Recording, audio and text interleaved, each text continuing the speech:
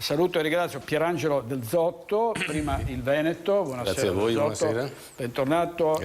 Rispetto a questa questione, vaccinazione letterologa oppure addirittura AstraZeneca come seconda dose, lei come valuta l'operato del governo? Io ho studi giuridico-economici, non ho studi scientifici, non ho studiato medicina, però io ascolto, io vengo qua anche per ascoltare, mi informo, come lei sa. Io non guardo le TV di Stato, io mi informo su questa rete, non per piaggeria, ma mi informo su questa rete e mi informo sulla rete quell'altra, no? I social. Allora, premessa, se io metto a confronto un medico cinese orientale con un medico europeo, io posso capire che ci sono diverse scuole di pensiero. Ma se io metto a confronto due medici laureati entrambi a Padova, o uno a Padova e uno a Bologna, due virologi, non posso avere posizioni contrastanti, perché la scuola di medicina europea, italiana, è la stessa. È come se mi dicessero, io che ho studiato ragioneria, guarda che le entrate sono a destra, le uscite sono a sinistra. Non esiste, è un linguaggio comune che non esiste. Poi io, ripeto, mi sono fatto una traccia, perché pensavo che potesse essere questo l'argomento. Allora, partiamo. Come è nato questo fenomeno? È nato che improvvisamente sulla rete si sono viste filmati dalla Cina di gente che camminava per strada e improvvisamente cadeva per terra e moriva. Quindi c'è stato, come dire, hanno un po' pasturato prima, no? Poi il protocollo. Allora, due cose. Tachipirina. Tachipirina è un nome commerciale del paracetamolo. Allora io mi chiedo, è giusto parlare solo di tachipirina? Io capisco che la signora Maria, se dico alla signora Maria paracetamolo, mi dice cos'è sta roba. Ma ci sono 189 farmaci col principio attivo del paracetamolo. Perché in televisione si parla solo di tachipirina? Io mi pongo questo problema perché potrebbe avere dei risvolti non simpatici, no?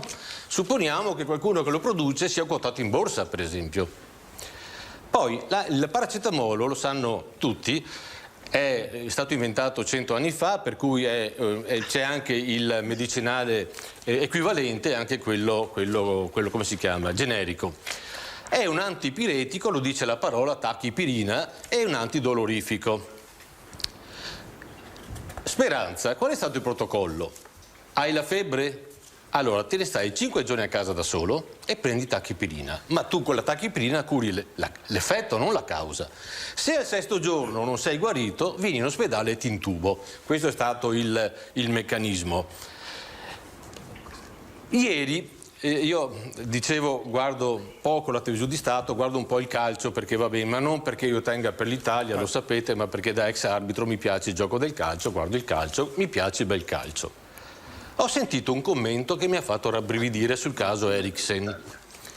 Un telecronista, e mi dispiace non ricordarmi in quale televisione l'ho sentito, se in quella di Stato o in un'altra privata, ha detto che, parlando di cuore che si ferma, parlando di come si chiama? L'arresto cardiaco. L'arresto cardiaco è l'operazione che si fa per massaggio cardiaco. Sì, ma col coso, non mi viene la parola adesso. Col defibrillatore. Un giornalista ha detto, pensate che il Covid ha causato 100.000 morti di gente che non ha potuto usare il defibrillatore perché era coinvolta nel Covid. Da rabbrividire, io spero di aver sentito molto male. Sembra un po' strana. Mi sembra strana anche a me, però a qualcuno è scappata questa cosa. Tutti i colori, appunto, allora, se ne senti tutti i colori. L'altro giorno, un uomo pubblico, non mi ricordo chi, ha detto, beh, se avete oltre 60 anni e avete fatto la prima dose, può bastare anche così. Oggi Draghi dice invece no. Allora, io dico, mettetevi d'accordo, perché io non ho capito, io che, ripeto, non ho studi scientifici, ma io che mi metto a disposizione di chi queste cose deve gestirle, non dà informazioni coerenti e univoche. Poi, da sempre, i bambini fino alla terza media inferiore potevano andare a scuola senza farsi nulla. Fino a 20 anni, fino all'altro ieri, 0 morti. Hanno vaccinato quella ragazza di 18 anni, è stato il primo morto vaccinato. Allora mi dovete spiegare perché fino a 3 mesi fa i giovani non erano suscettibili di Covid, adesso bisogna vaccinare tutti fino ai 12 anni, ho sentito ieri, quando fino all'altro ieri, in terza media se ne hanno 13 di anni se non 14, non c'era l'obbligo, i ragazzi andavano comunque a scuola. Bene. Ecco. Poi sì, ne riparliamo. Se no facciamo certo, era soltanto per capire, io vorrei capire anche, oltre che dire. Ecco, non c'è dubbio. Infatti grazie, chiedo scusa se ho dilungato. Allora, Del Zotto, prima il Veneto si candida alle prossime amministrative, alla sua lista. Allora, leggo 1335 giorni e siamo ancora qua a parlare di centrodestra e di centrosinistra. Allora, sostituiamo un centralismo di centrodestra, un centralismo di centrosinistra e da qualche altra parte sostituiamo un centralismo di centrosinistra con un centralismo di centrodestra. Non andiamo da nessuna parte, il sistema è decotto.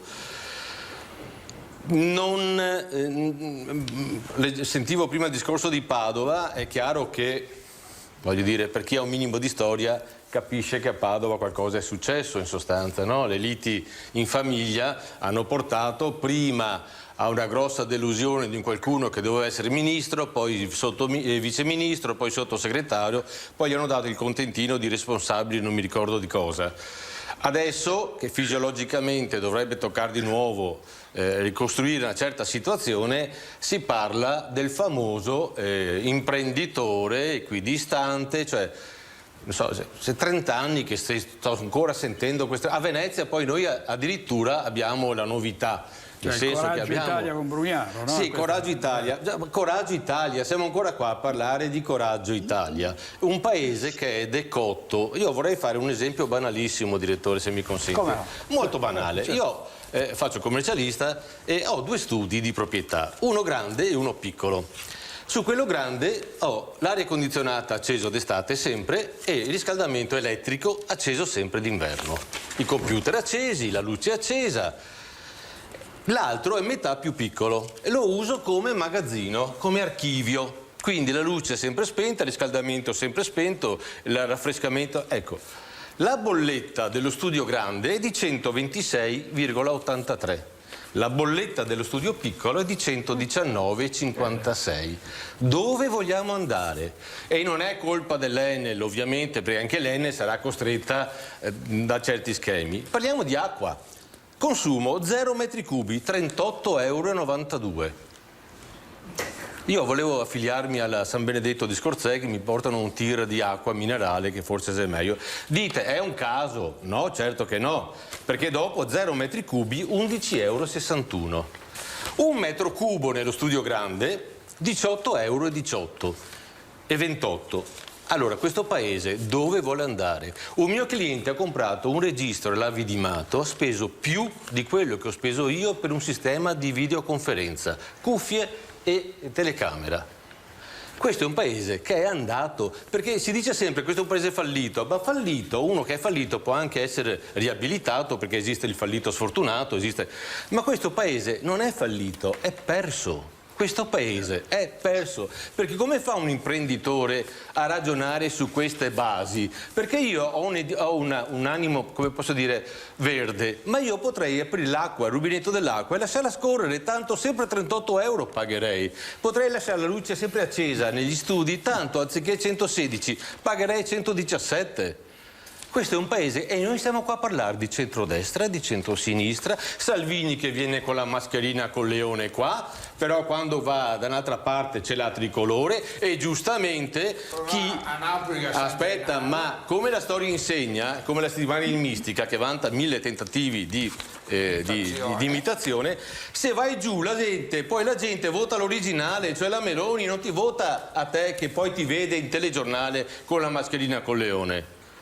La gente se deve votare vota Meloni, però a me, come ho scritto anche l'altro ieri, da me a Veneto, che io sono veneto, della Meloni e di Salvini interessa meno che zero, perché sostituire un centralismo di destra con uno di sinistra o uno leghista, che è la stessa cosa, si ricorda, direttore, la teoria della spugna che ho spiegato qua, no? Quando il paese è in ebollizione si inventano un capopopolo, lo mettono là, capopopolo assorbe il malcontento, quando poi il malcontento si è abbassato fanno fuori il capopopolo, stanno facendo fuori Salvini e stanno alzando la Meloni. Quando la Meloni arriverà al 20, 22, 23, 24%, chi dirà beh tocca a me, sgonfieranno la Meloni e troveranno un altro capopopolo. Questa è la storia.